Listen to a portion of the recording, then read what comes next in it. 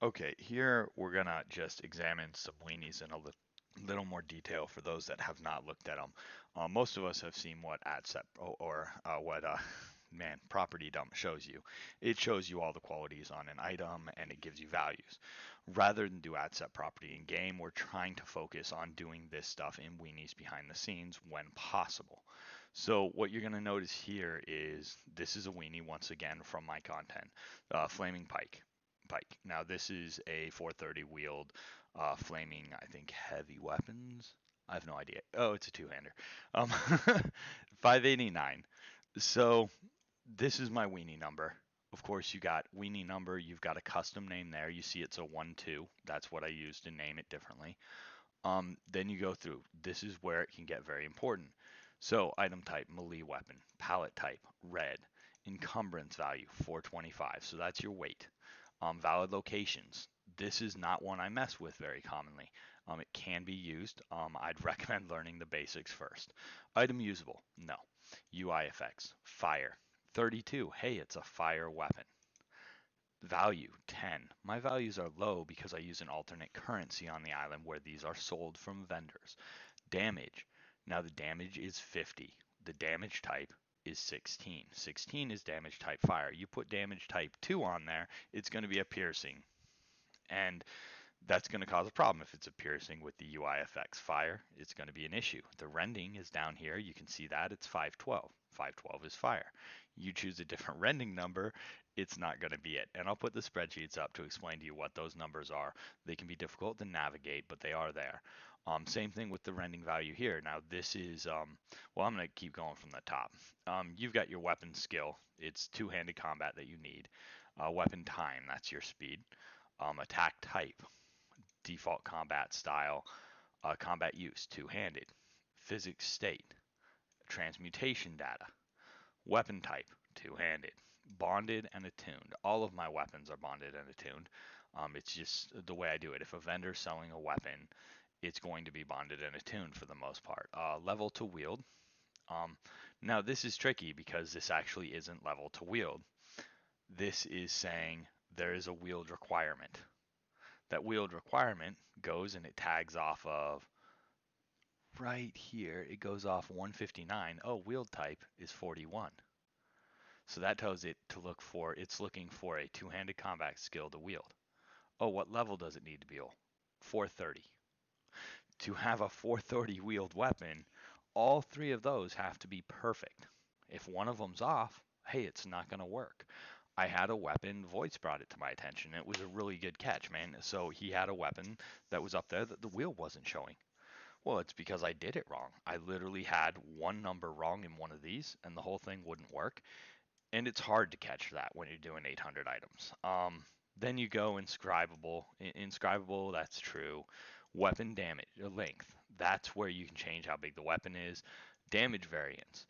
Damage variance, offense and defense, I base off of end of retail. And we'll do a whole short video on that, specifically with Crypt. Um, that's just his guidelines. We generally go 2 damage below retail. For the weapons project we're working on right now, we are talking about going 2 damage below retail and 2 percentile below retail. They are also untinkerable weapons. They got a name. If you have time to come up with cool names, I recommend you do it. Because if you come up with some that are pretty funny, and then you end up naming all your staff's magic staff, then everyone complains to you like you're an idiot. You just get tired of it. Outside of that, setup table, sound table, palette base, closing base, icon, physical, these are all things that change. Um, I recommend for this project we're starting on, which is repairing the vendors in Dareth, we're not touching that at all. Um, Later, when you do things like the rifle, yes, we had to take setup tables and tables off of other weapons, skin them to a different weapon to see what the effect would be. That is a dangerous thing and should be done slowly and calmly. There are people that are much better about that. I know guys that can do ad set property in game and do that better than I can in code. There is a feel to it. There's a certain amount of educated guess to it. Now I'm going to get on to armor. Armor, similar things. Uh, the one ace. There's my weenie ID. That's my name. I don't care what my names look like. That's probably poor form, but it's the way I am. Uh, 5,538,538 is my number. Here, clothing, same kind of things, but you're gonna have to look at it differently.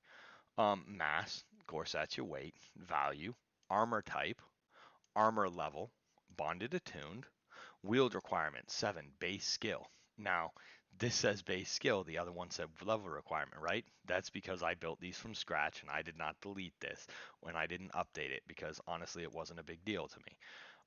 It's probably something that should be done at some point.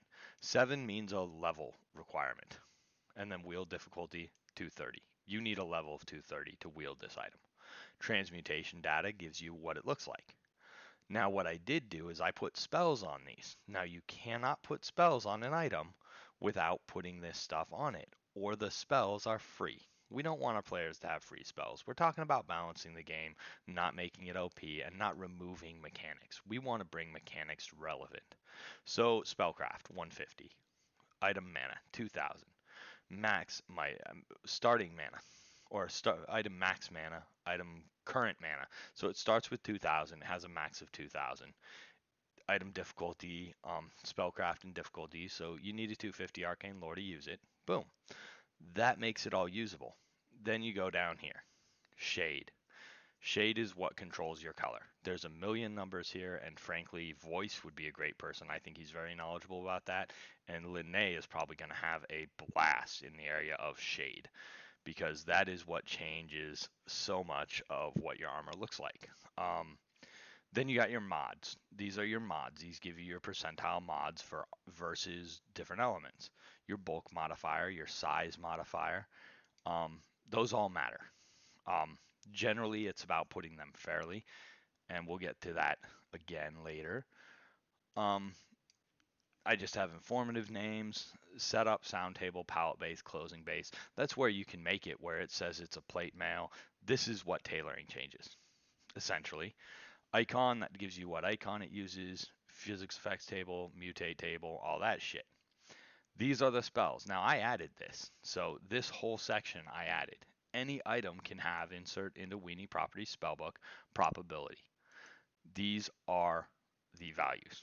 Now, probability 2, hey, it casts on you, period. Now, once again, you're going to notice these are not accurate to these spells. I'd have to look up what these spells are. I could have taken time and done that properly. I didn't have time. You're talking 1,000 items, and I don't hate myself that much. But no, so I put these on them. These are three. This one is a legendary, so it'll have 3 legendaries and 3 level 7 spells on it. And that's the difference. The 2,000s are going to be your legendaries. The 6,000s are going to be your level 7s. That's basics of how Weenie item breakdowns start, and that's really what we're looking for here. I'll upload another video of some of Crypt's guidelines on the wiki here in just a few.